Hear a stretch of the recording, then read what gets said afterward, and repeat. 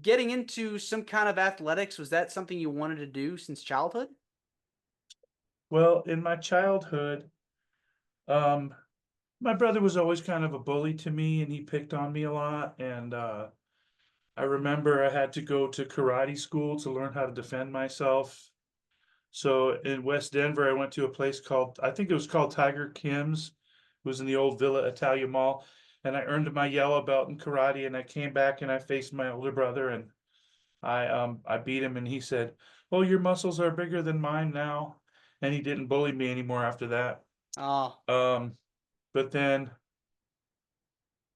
when I was in middle school, like the seventh grade, I was really into amateur wrestling. I just would take anybody. I was like, I'll take anybody, I'll take anybody. And I kept wrestling and wrestling until I beat everybody on the team. And then there was this big guy, right? And he was like beating everybody. And everybody was getting beat so bad. And like one person after another would go in there and there'd be blood all over the floor and the mat and stuff.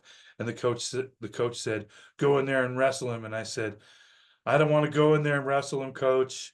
You know, everybody who's gone in there is getting blood. I don't want to do that. Please, I don't want to go in there. He's in a different weight class. This isn't fair." And that was at Rishel Middle School in Denver. And the coach said, "Well, if you're not going to go in there and wrestle him, you're off the team." And I got kicked off the team. wow. So I was out of wrestling at seventh grade, right? Kind of had a troubled childhood, grew up mostly on the streets of downtown Denver. I had a whole bunch of street fights growing up. And long story short, I went back to college, I got my degree, but the time I was in college, I was doing a lot of security guard work, unarmed security in Florida, like spring break, Black College reunion. I worked at Mary McLeod Bethune Cookman College in Daytona Beach as I earned my degrees in television video production, and I worked there for about 12 and a half years. And I had a family, me and my wife, we've been together for 20 years and we got a daughter who's like 18 years old now. And we graduated from Daytona State College with a bunch of degrees in television and video. But when I when I got older, I decided that I wanted to try to become the Golden Glove champion. Because I remember the first time I was boxing, I was like 16 years old, right? So I wanted to become the Golden Glove champion because when I was 16, we had this thing where we were in the church in Keensburg and we were boxing in the fellowship hall.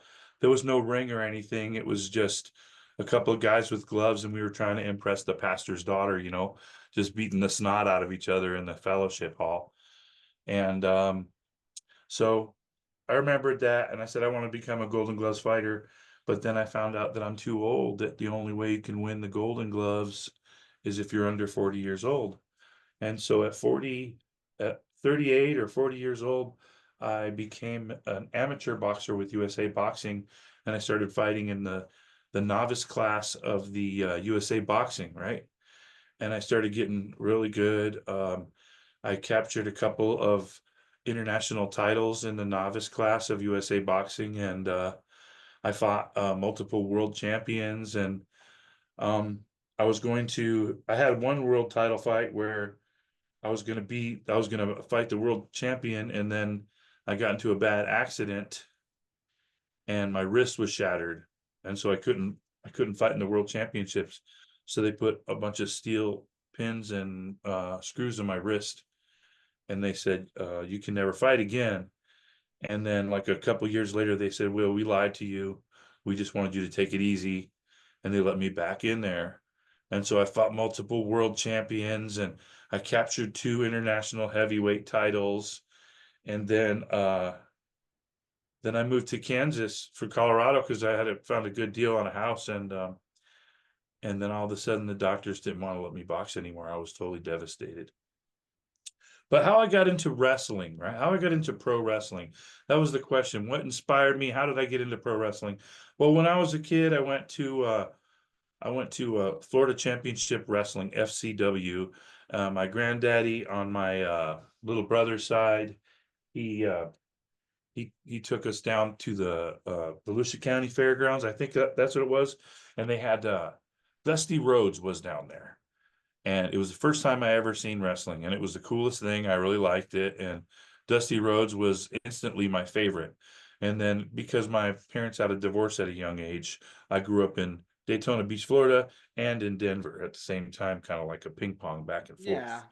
So in Denver, I got to go to a place it's no longer there, but I got to go to a place called McNichols Arena and see this WrestleMania thing between Macho Man and Ric Flair. And I got to see these amazing matches where the Million Dollar Man was there.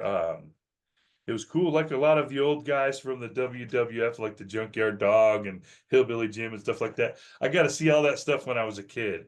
And so I really loved it, right? Mm-hmm. Well, so I never really got into wrestling as an adult, but then one day I was training for a world title, and then all of a sudden COVID hit, right? Mm-hmm. COVID hit, and then all the boxing schools were closed. I had nowhere to train, and I desperately wanted to train because I had this world title shot coming up. And so I went and I bought a ring from Monster Rings and Cages, and I ended up buying a pro wrestling ring instead of a boxing ring. And the minute that I got into the pro wrestling ring and started trying to train, I realized this was a huge mistake. Boxing ring is nothing like a pro wrestling ring. The floor is stiff on a boxing ring. On the wrestling ring, there's a flex beam, so there's a little bit of bounce to it. You know what I mean? Mm-hmm. But it's so hard to run sideways the way you do in boxing on a wrestling ring. So it turned out to be like a bad choice. So I was like, okay, well, maybe I should sell this wrestling ring, right? So I put the wrestling ring up for sale on Facebook Marketplace. And this was a few years ago, maybe, yeah, several years ago now. But I put it up there, and all of a sudden the phone blew up. Everybody wanted to buy the ring from me, but nobody could come up with the money. Everybody wanted the ring. Everybody like just begging me if they could have it. And so I said, okay, to this one kid, I said, I'll tell you what, you want to have a show? I'll let you borrow the ring if I can be in the show, right? So the kid was like, oh yeah, okay, sure, yeah. So I got together with this kid from Mexico, and he was just barely old enough to get in the ring.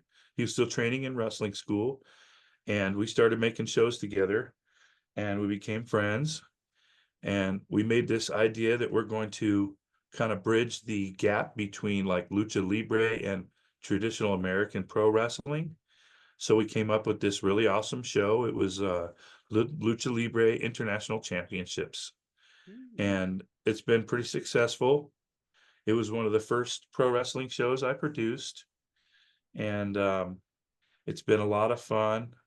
Over the last few years, I've been a ring announcer and an outside ring announcer for many boxing shows, but I've been almost done a dozen wrestling shows as an in-ring announcer now. So I'm getting a lot of experience doing that.